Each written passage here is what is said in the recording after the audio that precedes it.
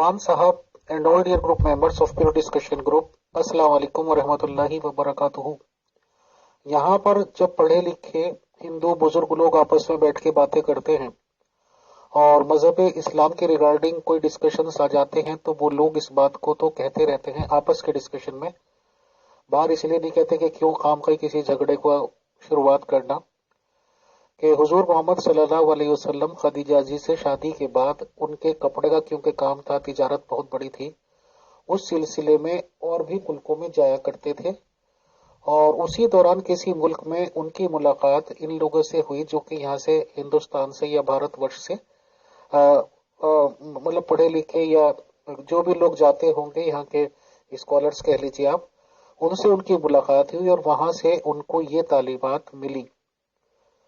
तो कुछ लोग कहते हैं कि काफी कुछ तो यहाँ से तालीमात मिल गई थी और कुछ तालीमात फिर बाइबल से भी उन्होंने इकट्ठी की और उसको मिला जुला कर और फिर उसमें कुछ कॉन्सेप्ट्स जोड़ के, यानी कि फॉर एग्जाम्पल जैसे कि जहां पाओ कत्ल कर दो या और भी जो कुछ उसमें एडिशन किए गए हैं, तो लोगों का यहाँ आम तौर से डिस्कशन होता है बट इंटरनली तौर पर। तो आज ये अवाम साहब ने जो कुछ लगाया इसमें काफी कुछ डिटेल्स भी बताई गई है। शुक्रिया, जज़ाकल्लाह। अस्सलाम वालेकुम रहमतुल्लाहि व बरकातुहू। अमीर फैसल साहब, आपने जो ये बात की है इसमें बहुत कुछ दुरुस्त भी है कि हुजूर सल्लल्लाहु अलैहि वसल्लम तिजारत के लिए शाम जाते थे।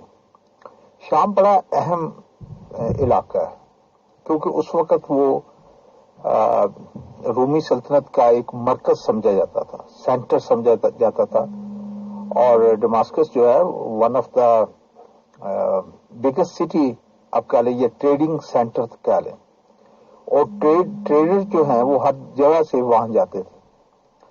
अब सलमान फारसी रजी अल्लाह तआला अन्हु हो, सुहैब रूमी हो या दूसरे जो है वो एक किस्म का एक सेंटर था क्रिश्चियनिटी का, मरकज जिसे कहा जा सकता है। जो 5 मराकज थे उनमें से one of them was Damascus. तो उसमें अब ये देखें कि कौन कौन से लोग आते थे और किस तरह की तालीमात मुख्तलिफ तहजीबों की टीचिंग्स की जब आपस में बातचीत होती है तो ज़ाहिर है एक दूसरे से असरअंदाज तो होती हैं चीजें। ये तो नहीं है कि कोई ये कहे कि रसूल अकरम सल्लल्लाहु अलैहि वसल्लम के पैदा हुए हैं और सीधा जो है वो इस तरह उनको तमाम जो मज़ाहब है उनका तारुफ भी हो गया। ऐसा तो मेरा नहीं ख्याल कि कोई भी साहिबे मुताला ऐसी कोई बात कर सके। मक्का जो था वो जो खाना काबा था उसमें सलीब भी पड़ी हुई थी, उसमें जनाब इब्राहिम जनाब इस्माइल अलैहिस्सलाम की शबीहें भी थी, मनोरा भी पड़ा हुआ था यहूदियों का। तो एक किस्म की पेगनिज्म कह लें या जो है मुख्तलिफ मज़ाहब की रिप्रेजेंटेशन तो मक्का में भी थी। आप ये तो नहीं कह सकते कि मक्का और मदीना में यहूदियों और मसीही बरादरी का कोई असर रसूख नहीं था या उनकी तालीमात जो हैं उनसे वो बिल्कुल नाबलद थे। ऐसी तो मेरा नहीं ख्याल कि कोई भी ऐसी बात करे। और फिर जो कुरैश थे वो भी वेल ट्रेवल्ड थे।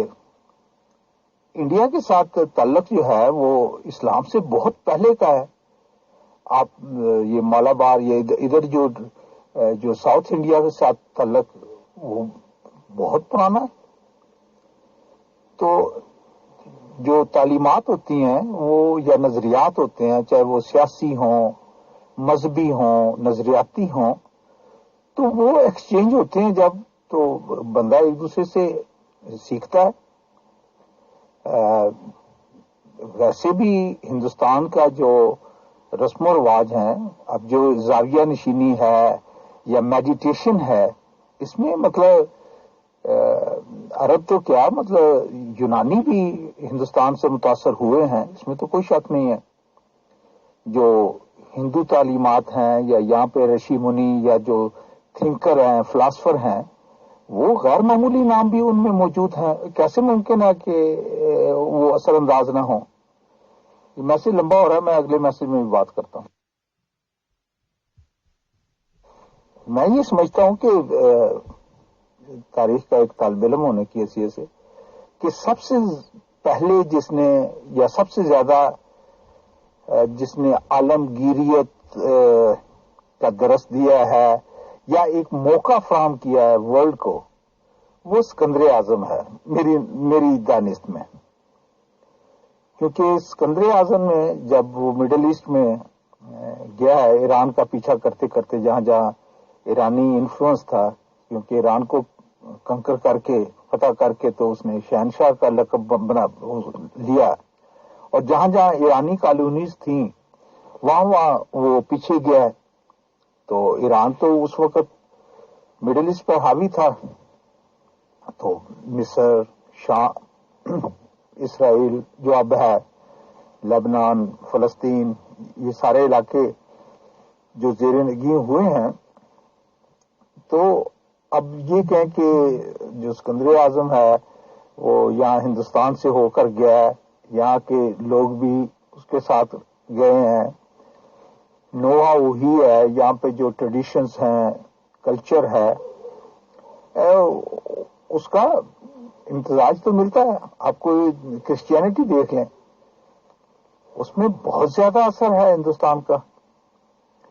ورنہ تورا کی تعلیم دیکھیں یا وہ دیکھیں تو وہ کیا ہوتی ہے، آنکھ کے بدلے آنکھ، کان کے بدلے کان، جان کے بدلے جان، یہ وہ. لیکن جناب عیسیٰ یا اس دور کی جو ہے وہ اہنسا کی جو تعلیم ہے اور پیسو جو تعلیم ہے، اس کا ڈیفینیٹلی آپ اگر ٹریس کریں تو آپ کو آسانی سے پتہ چل جائے گا کہ یہ ہندوستان کی تعلیم یا خاص طور پر ٹائم لائن کے حساب سے بدھا کی تعلیم کا بہت اثر ہے ان پر بھی.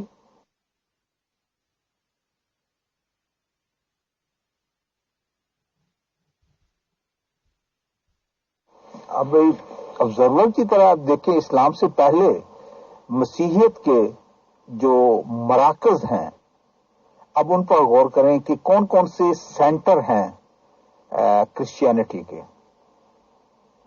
جروسلم ہے، اسکندریہ ہے مصر میں، کانسٹنٹی نوپل یا استنبول ہے، ڈماسکس ہے، اور روم ہے. یہ اگر پانچ بڑے مراکز دیکھنے ہوں کرسچینٹی کے اسلام سے پہلے، تو یہ پانچ بڑے سینٹر بنتے ہیں ان کے. اب ڈماسکس بھی مسلمانوں کے زیر نگین ہو گیا،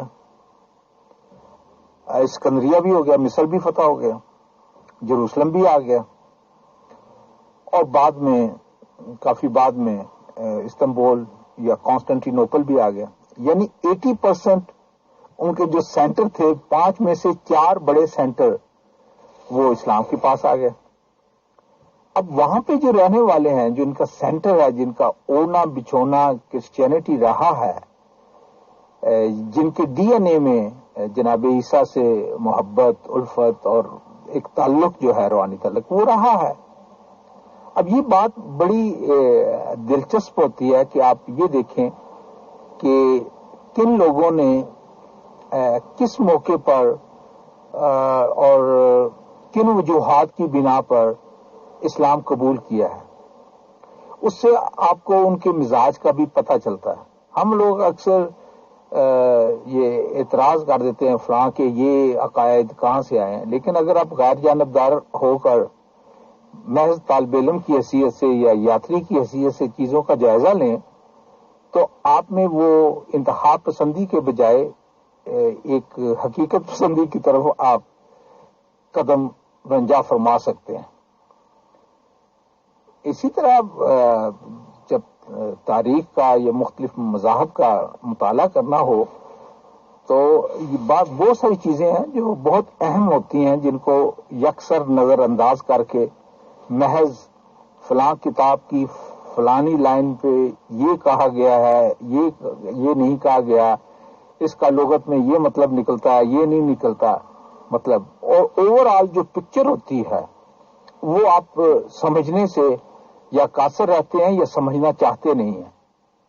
ورنہ آپ کو بہت سارے چیزوں کی سمجھ آ سکتی ہے اور آپ چھوٹی چھوٹی باتوں پر الجھنے کے بجائے آپ کا بیسک کانسیپٹ جو ہے وہ کلیئر ہو سکتا ہے.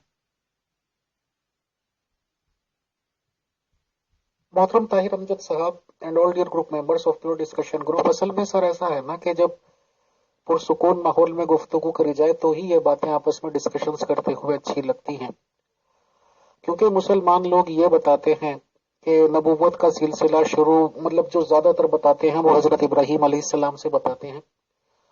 حالانکہ مسلمانوں میں اور مسیحی لوگوں میں اس بات پہ اختلافات ہیں کہ اسماعیل صاحب کو بچپن میں چھوڑا گیا تھا ان کی ماں کے ساتھ، یا یہ کہ شاید اسحاق صاحب کو، if I am not wrong. بہرحال جو بھی کچھ ہوا ہے، تو یہ لوگ جب آپس میں ڈسکشنز کرتے ہیں تو اس طرح کی باتیں بھی زیر بحث آتی ہیں کہ کیونکہ ان کے پاس 2 یا 3 بیگمات تھی حضرت ابراہیم علیہ السلام کی، اور ایک بیوی اور بچے کو انہوں نے چھوڑ دیا تھا. وہ تو یہی مانتے ہیں جو مسلمان بتاتے ہیں کہ اسماعیل صاحب تھے. تو اور جتنے بھی نبی آئے ہیں وہ سب اسماعیل صاحب کے جو دوسرے بھائی تھے ان کی اولادوں میں سے آئے ہیں، اور صرف نبی اسلام کو ہی بتایا جاتا ہے کہ اسماعیل صاحب کی اولاد میں سے ہوئے ہیں. اور ظاہر سی بات ہے جب مسیحی لوگوں کو بھی پتا تھا، مسیحی بھی اس ٹائم کافی تھے، تو ایک عام طور سے آج کے ٹائم میں بھی اگر اس طرح کی اولاد کوئی ہوگی کہ اس کی ماں کو اس طرح سے بتایا جائے گا کہ یہ تو الگ ہیں، یہ وہ ہے، اور اس طرح کی کچھ دماغ پہ اثرات ہو جاتے ہیں. یہ میں معذرت کے ساتھ کہہ رہا ہوں کیونکہ ڈسکشنز چل رہے ہیں، تو کچھ اس بات کا بھی ان کو دماغ پہ تھا اثر کہ ایسی ایسی بات ہے رسول اسلام صاحب نے. تو یہ کہتے ہیں کہ انہوں نے ایک طرح سے اس مینٹلٹی کو رہتے ہوئے بھی اس طرح کی باتیں کی کہ جو بھی کچھ مال غنیمت اور لونڈی وغیرہ، میں سمجھتا ہوں اتنا کہنا اشارہ کافی ہو جائے گا. بہرحال یہ آپس میں ڈسکشنز جب ہوں تو کیے جا سکتے ہیں. شکریہ. محترم طاہر امجد صاحب، اصل میں میری جو خواہشات ہیں یا میرا سوچنے سمجھنے کا جو نظریہ ہے وہ تھوڑا ڈیفرنٹ ہے. جو آج تک میں نے مناظرے دیکھے ہیں یہ طریقے سے ہوتے آئے ہیں کہ جی بس مناظر ایک بات کر رہا ہے، اس کے 10 باتیں جواب میں دوسرے مناظر صاحب بول دیں گے اور لمبی ڈسکشن، لمبی بحث و مباحثے شروع ہو جاتے ہیں. میرا مقصد وہ نہیں ہوتا، اور میں کوشش اور خواہش یہی رکھتا ہوں کہ مناظرہ ٹائپ بھی چیزیں ہوں تو اس کا فروٹفل ہونا چاہیے. چاہے 1 گھنٹے کی گفتگو آدمی سن لے، ایک ریزلٹ اورینٹڈ ہونی چاہیے کہ ہاں جی اس میں یہ آدمی غلط تھا یا یہ آدمی صحیح تھا. میں نے بہت کوشش کی، پتہ نہیں آپ اس وقت آ چکے تھے یا نہیں گروپ میں، کہ میں ایک مسلم ممبر کو پاس میں بٹھاؤں اور ایک مسیحی ممبر کو، اور شریعت پہ جو کہ مین کائنڈ کے کام کی ہوتی ہے اس پہ سوالات کروں. فار ایگزامپل مذہب اسلام یہ کہتا ہے کہ اگر کسی پہ چوری کرنا پروو ہو جائے تو اس کے ہاتھ کاٹ دو، تو اس ریگارڈنگ مسیحی شریعت کیا کہتی ہے.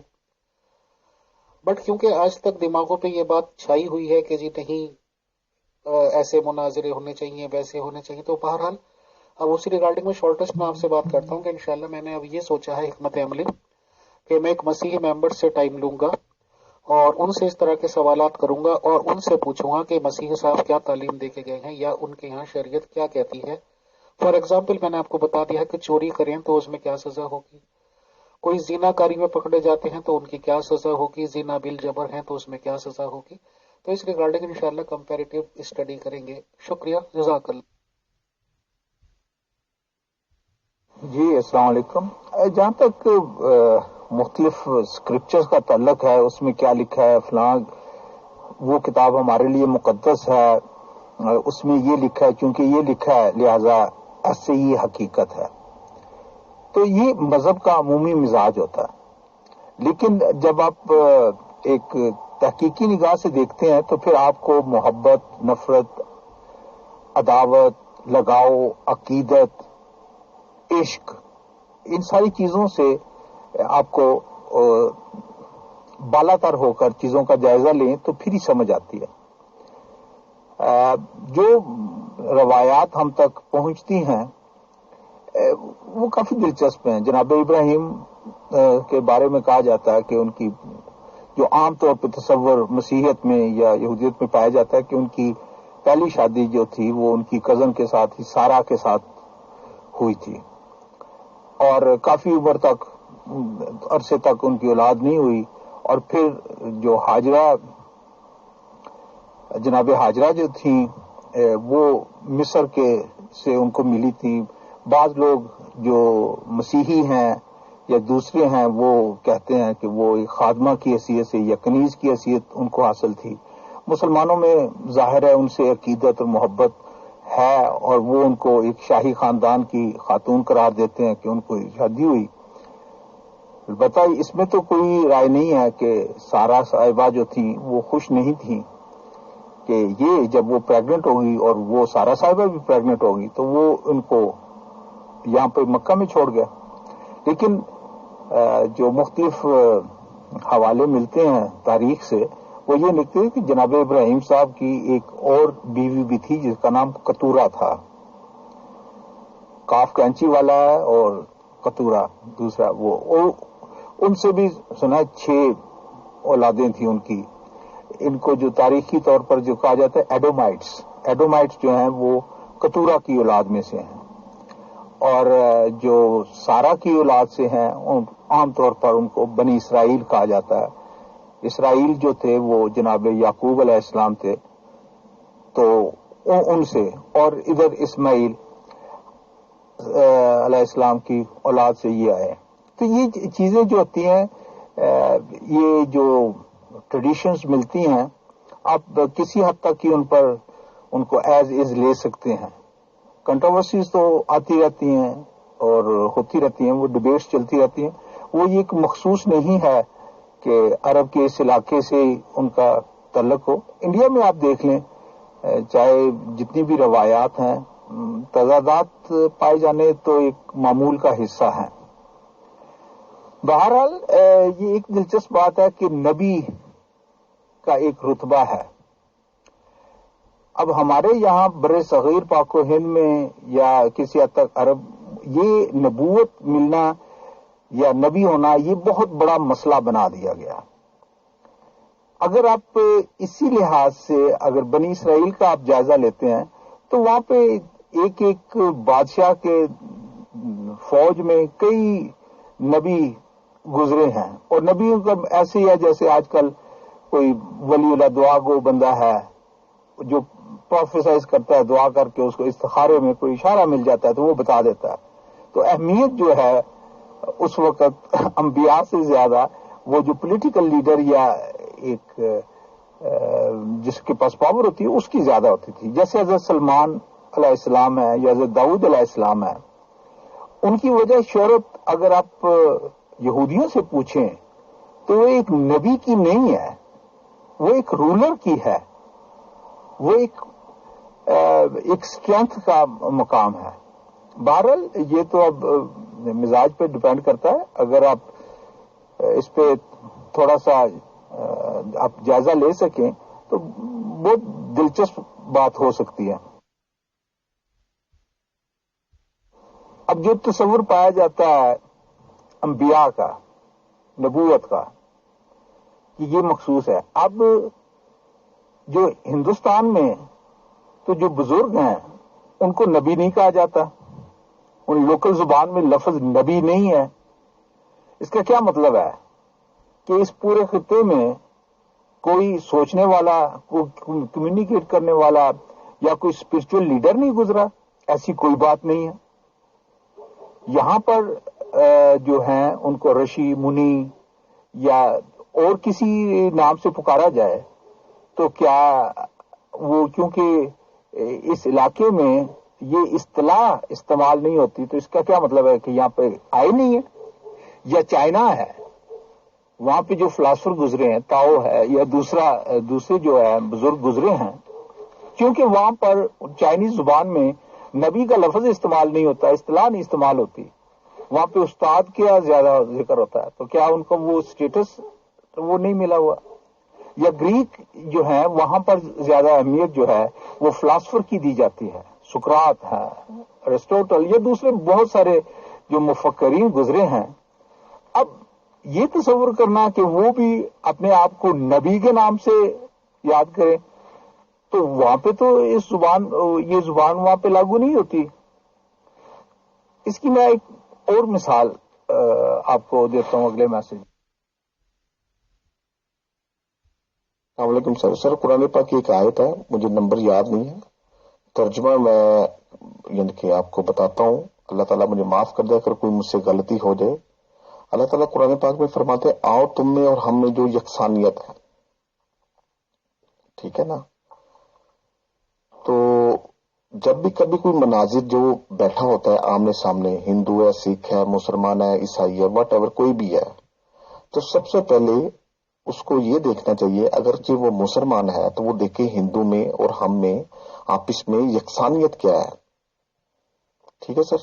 یہ کوئی انسان نہیں دیکھتا. جہاں تک میں نے سنا ہے، جیسے آپ مناظرے کی بات کریں، کہ ہندو مذہب کی جتنی بھی کتابیں ہیں سب کتابوں میں صرف اور صرف ایک اللہ کی عبادت کا کہا گیا ہے. جتنی بھی کتابیں ہیں. ٹھیک ہے سر. اور دوسرا سر ساتھ میں ایک اور آڈیو کرتا ہوں سر، سوری.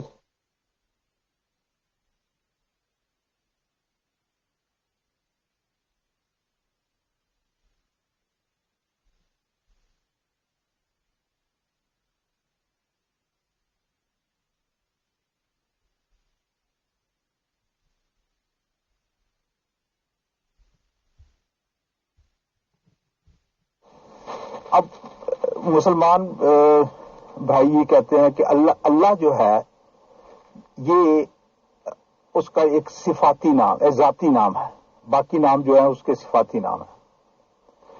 اب اس نام سے اللہ جو ہے یہ تو عرب کا نام ہے، عرب میں نام ہے. ال جب آ جاتا ہے تو خاص دا کے معنی میں آتا ہے، یعنی قاعدہ جو ہوتا ہے وہ تو کوئی بھی قاعدہ ہوتا ہے، القاعدہ ہو جاتا ہے تو ایک خاص قاعدہ اور بیس ہو جاتی ہے. کتاب تو ساری ہو جاتی ہیں، الکتاب کہا جائے تو ایک خاص کتاب کی طرف اشارہ ہوتا ہے. الہ جو ہیں وہ معبود کو کہتے ہیں، وردی آف ورشپ. اب الہ ہو جائے، اللہ ہو جائے تو دا معبود ہو جائے ایک خاص.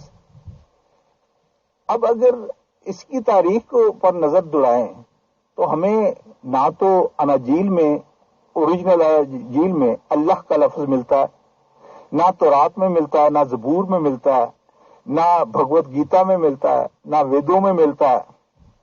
کسی بھی اور اسلام سے پہلے کی کسی کتاب میں شاید ہی اللہ کا لفظ آپ کو ملے. تو کیا مطلب ہے؟ نعوذ باللہ اس کا یہ مطلب ہے کہ اس سے پہلے اس کا وجود نہیں تھا. نہیں، وجود تھا لیکن اس نام سے نہیں تھا. اسی طرح باقی جو دنیا میں بزرگ گزرے ہیں، بعض لوگ ان کو خلیفہ کے نام سے جانتے ہیں، بعض کے نزدیک سلطان ہے، بعض کے نزدیک جو انڈیا اوتار ہے کہ مطلب خدا خود روپ تھا دھار کے آ گیا. تو اگر آپ غور سے دیکھیں اور غیر جذباتی ہو کر، تو ایک جیسے ہی بزرگ ہستیوں کو مختلف ناموں سے بہرحال پکارا جاتا ہے. آپ کرسچن کی بات کریں، کرسچنس کی بائبل میں لکھا ہوا ہے، جو میں نے سنا ہے، مجھے وہ ریفرنس یاد نہیں ہے، میرے خیال سے آپ کے گروپ میں اس کی بات بھی ہوئی تھی کہ جو حضرت لوط علیہ السلام تھے ان کی بائبل میں لکھا ہوا ہے کہ انہوں نے نعوذ باللہ نعوذ باللہ نعوذ باللہ زنا کیا. میں یہاں پر ایک مثال کے طور پر ایک بات کرنا چاہ رہا ہوں، میری ریکویسٹ ہے ذرا غور سے سنیے گا. امیر فیصل بھائی وہ تو ایک پیغمبر ہے. مجھے ایک بات بتائے، ایک عام سا بھی انسان لیکن وہ اچھا انسان ہو، کوئی ایک عام سا انسان، کوئی اچھا انسان ہو، مجھے یہ بتائیں وہ حرکت کرے گا اس طرح کی؟ جب ایک عام انسان اچھا نہیں کر سکتا تو ایک پیغمبر کیسے کر سکتا ہے؟ میں نے ایک عام مثال کے طور پر آپ ایک بہترین اور اچھی انسان ہے، کیا آپ اس طرح کی حرکت کر سکتے ہیں؟ نہیں کریں گے. دنیا کا کوئی انسان اچھا ہوگا وہ نہیں کرے گا. تو جو بائبل ہے نا، بائبل اس میں کافی تضاد ہے. میں یہ آڈیو کر کے دل نہیں دکھانا چاہ رہا کسی کا، اور بہت زیادہ باتیں میں نے یہ صرف 2 آڈیو کی ہیں، تو شاید آپ کو یہ نہیں کہ کوئی برا لگا ہو تو میں سوری کروں گا. شہباز بھائی ایسی باتیں پاسبل پریکٹیکل ہے کہاں؟ مسلمان لوگوں کی جو اکثریت ہے وہ تو بس یہ سمجھتی ہے کہ 1400 سال پہلے ہی دنیا قائم ہوئی، 1400 سال پہلے جو نبی آئے وہی بتا گئے کہ خدا کیا چیز ہے، کسی کو پتہ ہی نہیں تھا، سارے اجالے وہی نکال کر دے گئے جب اس سے پہلے تو اندھیرا ہی اندھیرا تھا۔ تو جب یہ دماغوں میں بھر دیا جاتا ہے اور بھرتے ان کی پہنچ رہتی ہے آپس کے آس پاس کے گلی محلے کے ملا جی تک، جنہیں خود ہی معلومات نہیں ہوتی۔ اچھا، ہمارے یہاں 200-300 کلومیٹر تو زیادہ تر کیا ہے کہ جو ہمارے یہاں کا ویسٹ بنگال کہلاتا ہے، وہاں کے جو یہ طالب علم ٹائپ لوگ ہوتے ہیں، انہی کو مسجدوں میں رہنے کی جگہ دے دی جاتی ہے، اس میں وہ خوش ہوتے ہیں کہ چلو بھائی رہنے کی چھت مل گئی۔ وہی اپنا عصر کی نماز کے بعد خاص طور سے میں نے دیکھا ہے کہ کوئی نہ کوئی کتاب لے کے بیٹھ جاتے ہیں، اور ادھر تو کیونکہ دیوبندی فرقے کا زور ہے تو وہ کوئی نہ کوئی کتاب ایسی فضائل اعمال لے لیجیے یا اشرف علی تھانوی صاحب کی کتابیں۔ اور ظاہر سی بات ہے کہ جب میرے جیسا بندے نے ان کی کتابوں کو پڑھا تو ان میں جو جو کچھ کیا، تو آپ یقین کیجئے میں نے تو کتابوں کو ہاتھ لگانا چھوڑ دیا، میں دیکھتا بھی نہیں ہوں تو بہرحال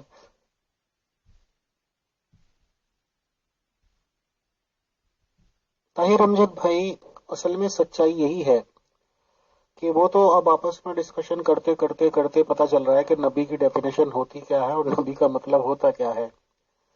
نبی کا مطلب تو سمپلی یہ ہوتا ہے کہ جو بھی کوئی شخص یہ کہے کہ میں اللہ تعالیٰ سے خبر پا کے یہ بات کہہ رہا ہوں، اس کو نبی کہا جا سکتا ہے۔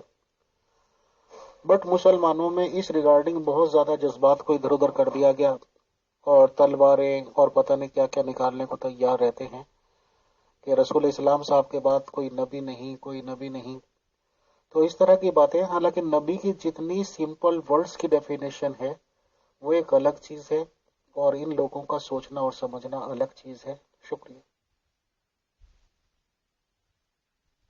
السلام علیکم امیر فیصل بھائی، بالکل جو آپ بات کریں آپ اپنے ذہن کے مطابق بات کریں، میں جو بات کریں میں اپنے ذہن کے مطابق بات کر رہا ہوں۔ یہ تو عقل تسلیم کرتی ہے نا کس کی بات میں کس کی بات کو سمجھا جائے، یہ تو اپنی اپنی عقل کو دہرانا نا۔ دیکھیں سر، 1400 سال پہلے یا اس سے پہلے جتنے بھی انبیاء آئے وہ مخصوص قوموں کے لیے تھے، ٹھیک ہے نا۔ اس کے بعد جب نبی پاک صلی اللہ علیہ وسلم جب آئے تو ان کو تمام جہانوں کے لیے رحمت للعالمین بنا کر بھیجا گیا۔ کس دور میں، ابھی دیکھیں قرآن پاک میں اللہ تعالیٰ مجھے معاف کر دے کہ انسان نہ شکر ہے، کس دور میں انبیاء آئے اور انبیاء کے جانے کے بعد لوگوں میں آپس میں تصادم نہیں ہوا۔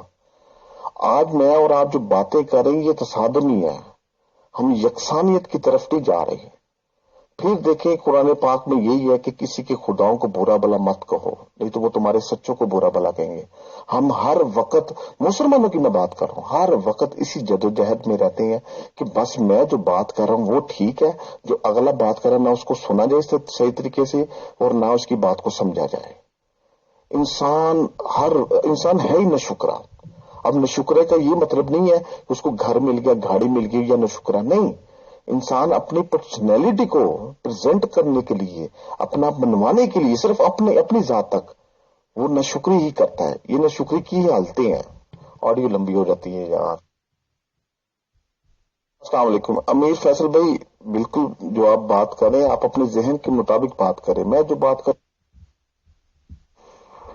جی السلام علیکم امیر فیصل صاحب، اگر آپ نے یا دوستوں میں شوق اور واقعی یہ جستجو ہو کہ بیسک کانسیپٹ کلیئر ہونے چاہیے، کتاب کیا ہوتی ہے، ہولی بک کیا ہوتی ہے، مقدس کتاب کیا ہوتی ہے، صحیفہ کیا ہوتا ہے، اور وہ کن کے لیے مقدس ہوتا ہے، کیوں مقدس ہوتا ہے، کون طے کرتا ہے کہ یہ مقدس ہے یہ نہیں ہے، یہ اہم سوالات ہیں۔ چاہے ویدوں کا ذکر ہو، چاہے دوسری کتب کا ذکر ہو، نیو ٹیسٹیمنٹ ہے، کیسے تخلیق ہوئی، کیسے سامنے آئی، اس کا اگر آپ مناظرانہ رنگ میں کرتے ہیں کہ ایک مسلمان اور ایک مسیحی آپس میں بحث کریں، تو آپ کسی جو ہے نا بیسک جو سوال ہیں وہ کانسیپٹ کبھی کلیئر نہیں ہوں گے. آپ بالکل سطحی باتیں کریں گے. سنجیدگی سے ان ڈیپتھ آپ کو جانے کی نوبت ہی نہیں آتی کہ بیسک کانسیپٹ کے اوپر بات کی جائے. اس کے لیے ضروری ہے، بلکہ آج کل تو واٹس ایپ اور گوگل اور یوٹیوب بی کی وجہ سے بہت ساری آپ کے پاس معلومات جو ہیں آپ کی فنگر ٹپس پر آئی ہیں. شاید ہی یہ تاریخ انسانی میں کبھی اتنا زیادہ ایکسیس ہو لوگوں کی مختلف موضوعات پر. بہت سارے ٹیچرز ہیں، میں چونکہ میں نے خود اس سے کافی ہاتھ اٹھایا ہے، بہت کچھ سیکھا ہے، اور جس سسٹمیٹک طریقے سے وہ بتاتے ہیں، دوست یار جو مجھے جانتے ہیں میں نے ان کو بھی ریکمینڈ کیا ہوا ہے کہ وہ ییل یونیورسٹی میں کے پروفیسر ہیں Dale Martin, DALEMARTIN، Dale Martin. Yale University میں پورا کورس ہے کہ نیو ٹیسٹیمنٹ کے بارے میں، کہ اس کو اکیڈیمکلی آپ نے کس طرح اسٹڈی کرنا ہے. اور وہ پروفیسر لرنڈ ہے، اور اس کی بیک گراؤنڈ آپ اگر چاہیں گے تو آپ ایزیلی آپ وہ حاصل کر سکتے ہیں. وہ 26 لیکچر ہیں، پورا کورس ہے نیو ٹیسٹیمنٹ کا. اس میں آپ کو جس تفصیل سے آپ کو وہ ایک کانسیپٹ پہ بات کرتے ہیں، to the point, 1 to 1. First century میں اس وقت یہودیوں کی کیا صورتحال تھی، کون سی زبان رائج تھی، کون کون سے وہاں پر بہت ہی معلوماتی ایک چیز آپ کو ملتی ہے. اور اگر آپ نے موقع ملا ہے، اگر نہیں ملا ہے تو آپ ٹرائی کر کے دیکھیں. ڈیل مارٹن ییل، اب یہ کریں گے آپ کو وہ سارے لیکچر آ جائیں گے 26. تو میں نے جتنا کچھ وہ خود بھی سیکھا ہے، بقت 3-4 دفعہ بار بار، اور پھر بائبل کا نسخہ اگر آپ کے پاس ہو تو وہ بھی ساتھ رکھ لیں، اور ساتھ ساتھ جیسے وہ اسٹڈی کرواتا ہے وہ آپ اس کو فالو کریں تو آپ کو بہت ہی زیادہ لطف آئے گا. اور آپ یہ چھوٹی چھوٹی باتوں پر، مسائل پر الجھنے کے بجائے آپ واقعی ایک علمی گفتگو کر سکتے ہیں. پال کا کیا رول تھا، میتھیو کا کیا رول تھا، جان کا کیا رول تھا، آپ کے یہاں جو ہیں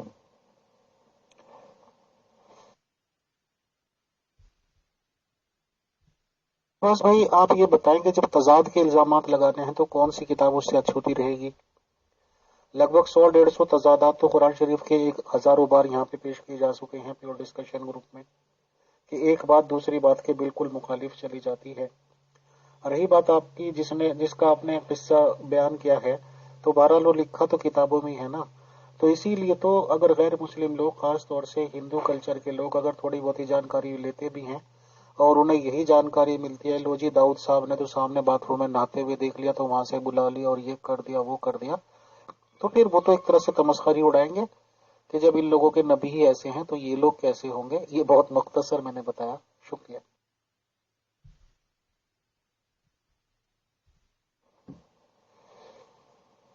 یہ سوال بڑا اہم ہو جاتا ہے کہ انڈیا کے ساتھ تعلق کیا تھا.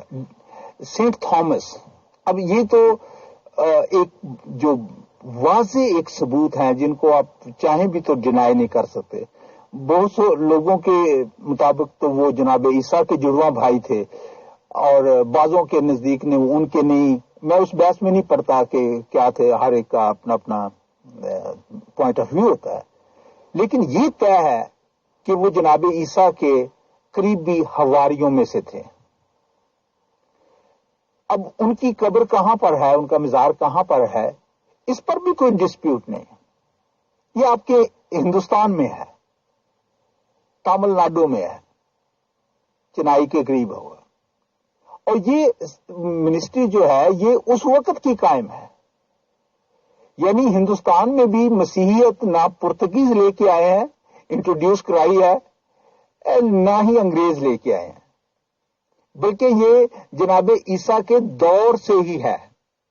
اس کا میرا مطلب یہ ہے کہ اب ایک لنک جو ہے وہ آپ کو کنیکٹ کرتا ہے کہ کنیکٹیوٹی جو مسنگ گیپ ہوتے ہیں وہ سمجھ میں آئے کہ کہاں ہے۔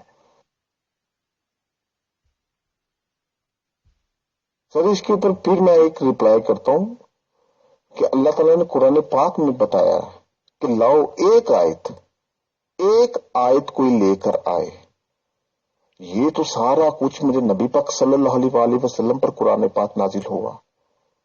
پھر اللہ تعالیٰ ہی فرماتا ہے نا قرآن پاک میں، ان کو کہو کہ کوئی ایک آیت لے آئے۔ اللہ تعالیٰ خود چیلنج کر رہا ہے۔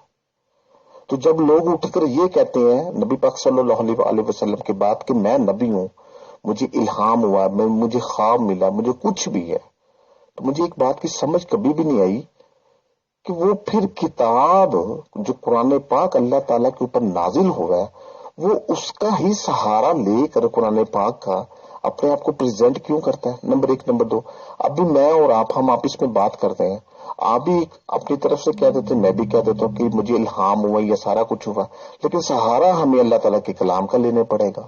دوسری طرف ہم کہتے ہیں جی میں کیا کہوں معاذ اللہ، جو لوگ اللہ تعالیٰ پر ایمان نہیں رکھتے، تو جتنے بھی یہ لوگ ہیں ان سب نے سہارا تو پھر قرآن پاک کے لیا نا، اپنے آپ کو سچا ثابت کرنے کے، نہ کہ قرآن پاک کو سچی کتاب مانا۔ آسان بات ہے۔ 100-150 باتیں تھا یہ مشرکوں نے کرنے ہیں۔ اب میں یہاں پہ یہ بھی کہہ سکتا ہوں کہ 100-150 تضادات ان کو مل گئے، جو باقی کی یکسانیت ہے وہ پھر کیوں نہیں مانتے؟ پھنس جائیں گے خود بخود۔ ان لوگوں نے آج بھی اور اس وقت بھی انکار ہی کیا۔ انسان نہ شکر ہے۔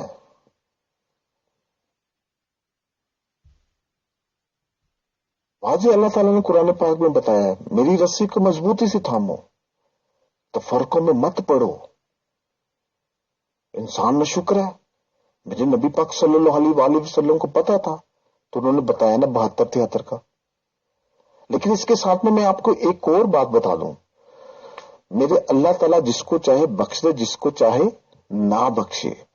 یہ جتنے بھی لوگ ہیں 72 والے 73 والے، ان کو سزائیں ملنی ہے اللہ تعالیٰ کے ہاں۔ ہر انسان کے اعمال کے مطابق اگر اچھی ہے تو سزا نہیں ملے گی، اگر برے ہیں تو سزا ملے گی، لیکن اس کے اوپر اللہ تعالیٰ نے یہ بھی کہا ہے کہ جس کو چاہوں اللہ تعالیٰ کہتے ہیں کہ میں معاف کر دوں، بخش دوں۔